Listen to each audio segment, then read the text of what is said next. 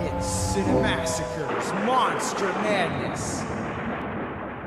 The Giant Claw starts out like a typical 50s monster movie. It follows a pilot who sights an unidentified flying object.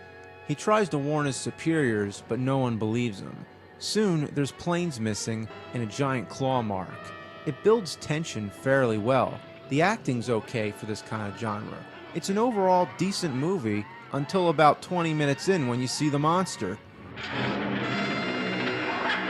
Unbelievable. Is that not the worst looking monster you've ever seen? Supposedly, Ray Harryhausen was considered to do the effects, but the producers decided to cut the cost. A special effects studio in Mexico ended up doing it, but they must have been playing a joke. I can understand they didn't have a lot of money. They had to make a cheap marionette. But did they have to give it big old goofy eyes, flaring nostrils, and a mohawk? You can't make something this laughable by accident. There's a lot of fake miniatures and overuse of stock footage, but sadly, those are the more credible parts. In that first shot, you're not even paying attention to how bad the plane looks. You're so overwhelmed by the bird. Even in the 50s this looked bad. The poster didn't even show the bird's head. But what makes it so funny is that the rest of the movie takes itself so seriously. None of the actors knew what the monster would look like. They just had to use their imagination.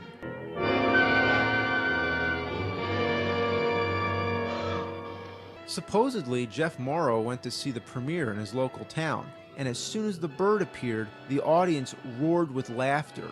Rumor has it he left the theater embarrassed and went home and got drunk.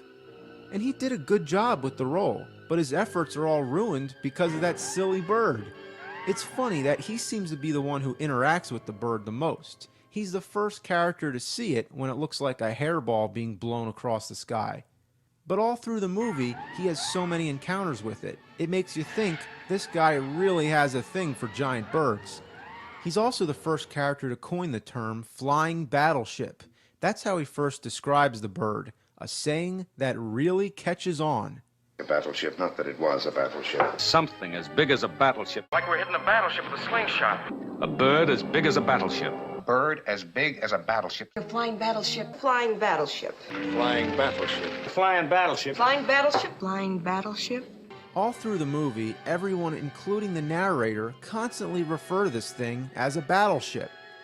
I can understand if they compare the bird to a jumbo jet or something that actually flies, but why a battleship? But there's more. The bird is extraterrestrial. That's right. But how it got to Earth is what I want to know. The thought of that thing flapping its way through space makes me want to piss myself. It's also supposed to have an antimatter shield. Now it's just getting absurd. And it follows a pattern. Check this out. Our plane at Pierre's, and finally, the Navy patrol plane. Well, see it? Oh, no. A pattern. Okay, that bird really has a strange agenda if instead of taking the most direct path, it just spirals out. How would you even see a spiral on that? Why didn't he just draw a straight line? So, we have a goofy-looking bird that comes down from space in an antimatter shield flying in a spiral. It's pure genius. That's why this is one of the best, worst movies ever made. Of course, the Giant Claw made it on my top 10 giant monsters video, coming in at number 1. If I could own one prop from any movie, I'd want to have the Giant Claw puppet. Does that thing still exist? I want to know. I would gladly buy it so I could hang it from the ceiling in my living room. At least I'd like to see it in person or just see a picture of it today. I wonder what the scale of it is. I really do. Please, somebody tell me, where is the Giant Claw?